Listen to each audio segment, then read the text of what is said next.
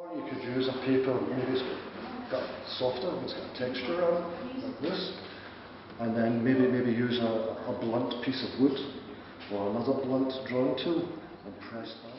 So I think something that always interests people as well is transfer lithography. So what you can do is ink up different sort of lines, or people even sometimes do it, I don't know, so they've got a dark grey, medium grey, light grey, just to get a subtle kind of effect.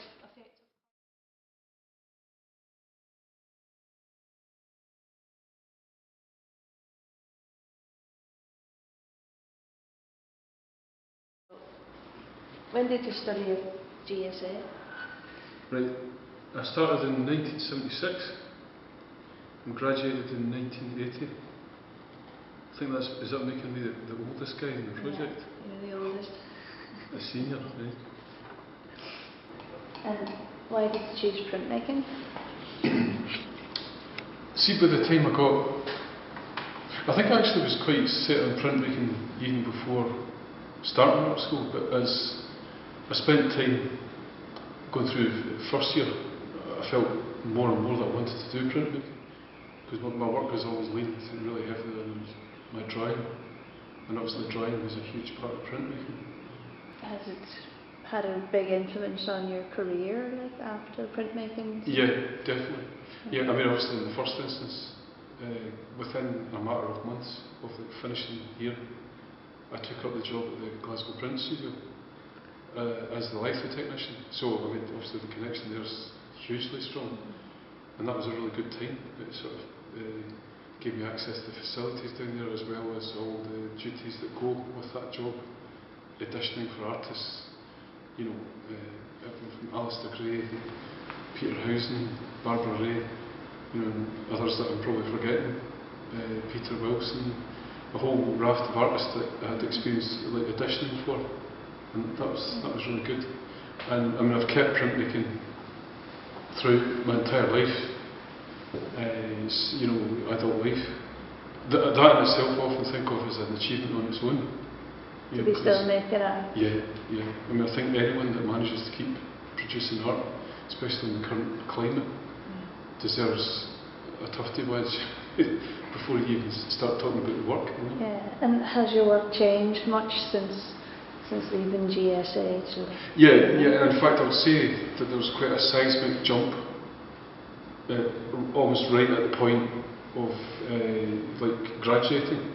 Because the bulk of the work that I did at art school was fuelled by the energy that I got from seeing a Jasper Johns retrospective. It was a department visit down to the Hayward, and it just blew me away. It was an amazing show, and in fact the print from the archive is part of that whole thing. And then there was a kind of bit of a shift, because I started to translate an interest that I've got in jazz music into my artwork, and then right through, I mean, really it's ongoing still. I would say it's become the major theme in my life, has been the portraying of aspects of music, right up until very recently. And I've also dabbled in other subject matter as well. Like, I'm very become interested in landscape, actually, bizarrely. That's through visits to Arbroath with students to hospital field. The reason I say bizarrely is just because it's something I've never done before. So I do a bit of that. But the big thing at the moment, which is what I'm exploring with this print, is the investigation of like dance and movement, which has become a really big thing of late. And I'm on a bit of a roll with it. You know, like the creative juices are really flowing, and it's, you know, fueled very much by the collaborations that I'm doing directly with dancers, and in particular one dancer, Penny Shivers, and you know, that's kind of what I'm working from here. And what I'm trying to do here, I think it's going to work quite successfully. Is like, although the iconography here is very different. Like, we've got numbers over there relating to Jasper Johns' ideas, and what I'm doing here is I'm using some of the quick dance drawings that I've done, and people have commented that these drawings actually do look kind of calligraphic. So I think there will be a quite a strong resonance between the two prints, which will be good from your point of view, I guess.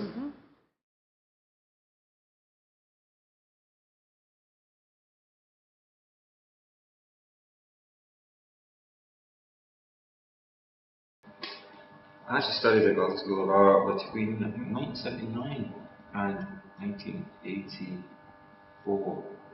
So I did my 4-year degree course, and then at the time there wasn't an MA or MFA existed in Glasgow, so I went on to a postgraduate diploma eventually. By that point I was really enjoying working in printmaking here, and I was really enjoying working at the art school, and I think as I said to you earlier, I actually then noticed that Glasgow School of Art had an exceptionally good printmaking facility compared to a lot of other universities, colleges around the country. So. And on a visit to the printmaking department, there seemed to be quite a vibrant department at the time. There was a lot of stuff going on. It seemed you could work in a lot in cross-disciplinary. You could draw, you could paint, you could also do printmaking. So I kind of thought it would be quite interesting to actually learn the craft of printmaking of like the different mediums of etching and photography, but also have freedom to. It seemed to me, from what was getting made in the department at the time, you could really do any kind of medium using you want. So that was my key decision. Little did I know that what a big influence would it have. Obviously, I did my stint, graduated with a degree, my postgraduate diploma, and then went down to work at the Glasgow Print Studio, which of course is the only facility in Glasgow. Open access print workshop, giving all the stuff that I actually had become used to having access to. The 3 images that you pulled out of the archive of work that I'd done at Glasgow School of Art, 2 of them I hadn't seen probably since the mid-80s. In fact, there's various reasons for that, studio fire, etc. But certainly didn't have the plates, certainly don't have copies of the prints, so it was quite a shock to see stuff that I'd really partitioned and completely forgotten about. And actually, a lot of the, in some ways, a lot of the threads that were running through my work then are still running through the work now. I mean, I think one of the good things that I got out of Glasgow Art was it sort of set my approach to what I was interested in. And basically, one of the things I came away with was just really pursuing my interest in the things that do interest me. Now, they're quite eclectic, as you can see from any of my work. I mean, like science symbols, like all kinds of things from all kinds of different cultures and history, etc. So, as I say, it was interesting seeing the icons and symbols that were in those kind of early works, if you like, from the 3rd year, 4th year college. And my response, in a sense, is actually, I've been working on a series of prints there are so many elements that are still there. So whether it's the star charts or stars, or whether it's the religious imagery, or whether it's the tattoos, or whether it's iconography from different post-industrial iconography, old buildings, factories, all these kind of things, all these elements that to a greater or lesser degree are still in the work. So it was actually quite nice the fact that when you asked me, could you respond to these images, and I'm actually looking at what I'm working on at the time, and I went, well, actually, I could probably just use this, it's kind of... ties in. Yeah, it ties in.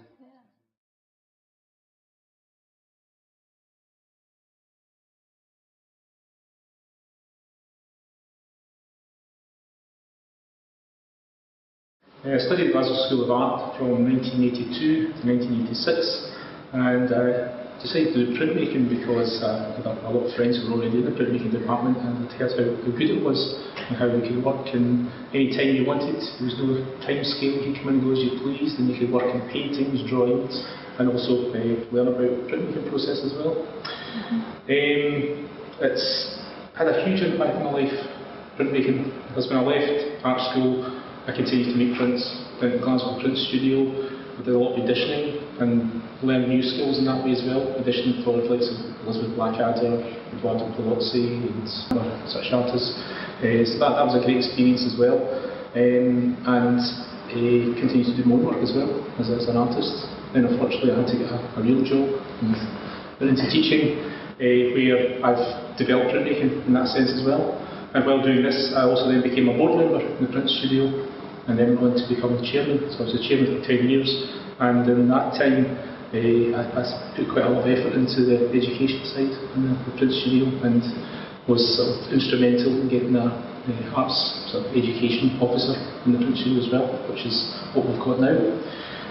So I still make my own prints, do my own work, and I suppose I'm known for making prints of jugs, which is just been a fascination for a while, just the sort of theme still life basically, putting sort of different objects together, and I suppose a lot of it's just an excuse to make etchings, because I love the process of just working with acid and steel, and scraping, burnishing, polishing, printing, and I still get that real excitement when I lift the print back for the first time to see what's there.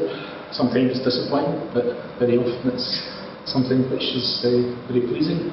So it was nice to be asked back here to make a print and to see the print that I did from the archive, which I can remember doing vividly. I was working from big chunks of slate, which were down in the basement, and scratching into the surface of it. And at the time I was fascinated by some megaliths and standing stones and just these shapes, which I suppose in a way relates to what I'm doing today, because I'm still working with this image of the jug, almost like a monolith in a way, a megalith. But I suppose my work has moved on to the extent that it's a bit tamer, I think, than it was at art school. Possibly because I'm trying to sell as much as I can as well, make a living from it, so I can give up the day job. But the piece I'm working on just now, I've decided to sort of stick with the idea of the lines, the circles, the images from the Nazcan Desert, and sort of transfer that idea into the jug form as well. And the idea of it just now is that it'll be a sort of megalithic image as well, which takes me back to what I was doing when I was here.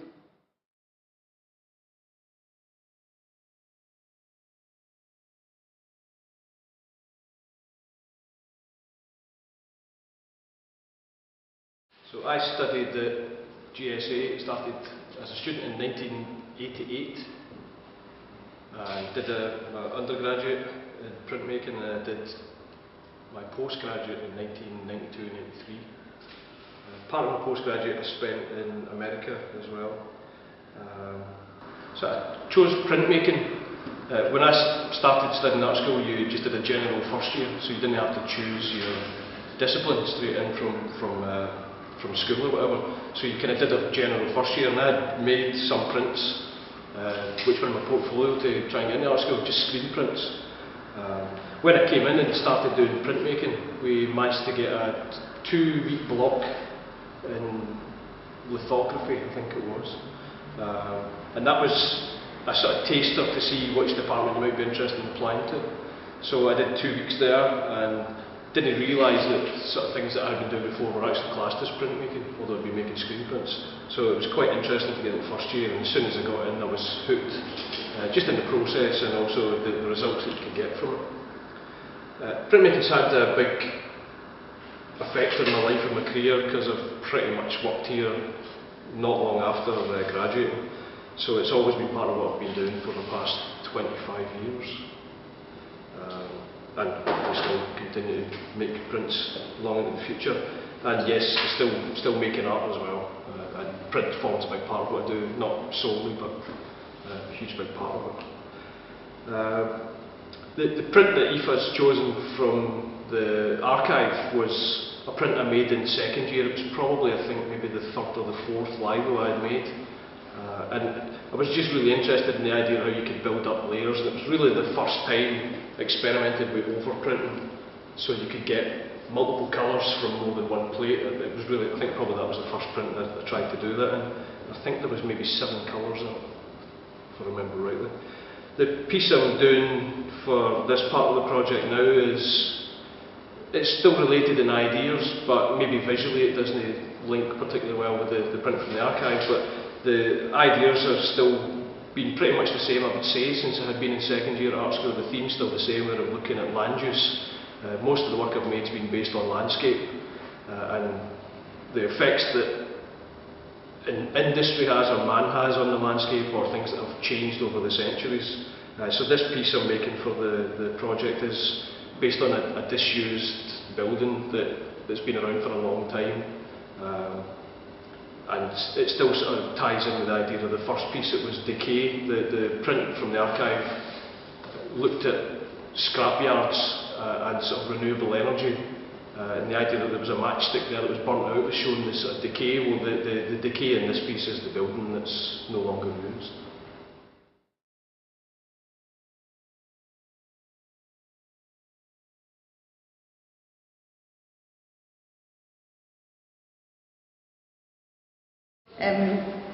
It's great to be back in, to be asked to do something related to the archive.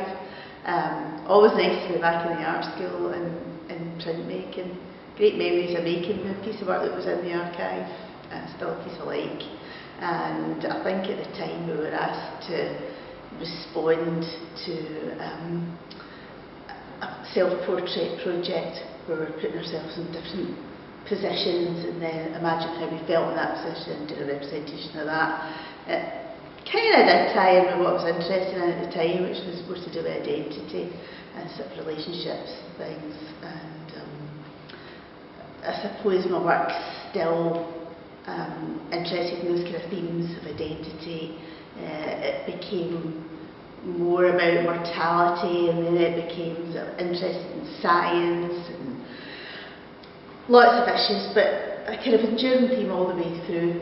And the piece that I'm making just now again has kind of got that interest in identity, but also very scientific, to do with kind of things about viruses and viral themes. And I think it looks slightly similar to the original piece because I'd really liked the grid that I had originally, and the new piece of work's got more of a grid, but it's a natural form, a natural structure, so working from that. Lots has happened in my time since leaving art school. Finished in '95, but then went on to do the MA, so finally finished in '97, and I've been trying to work my way back in ever since, so thank you very much. But try to kind of keep my practice going. Find that a bit challenging now with a family, young family, but still trying to make some work, probably not so much printmaking.